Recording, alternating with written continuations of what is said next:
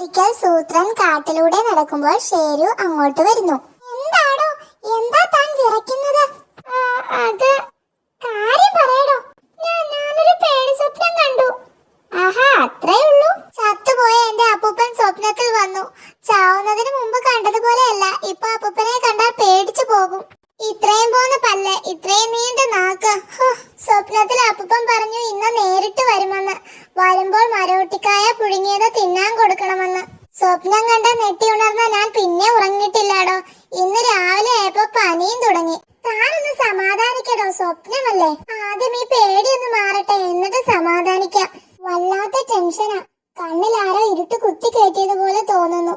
എനിക്ക് തീരെ വയ്യ. പാവം ശരി, വല്ലാതെ പേടിച്ചു. അതാ പനി പിടിച്ചത്. സ്വപ്നം കണ്ട് ഷോക്കായതാ. സാരമില്ല, മരുന്ന് തരാം. ഇത് 2 നേരം കഴിച്ചാൽ മനസ്സിന് സമാധാനം കിട്ടും, പനിയും മാറും.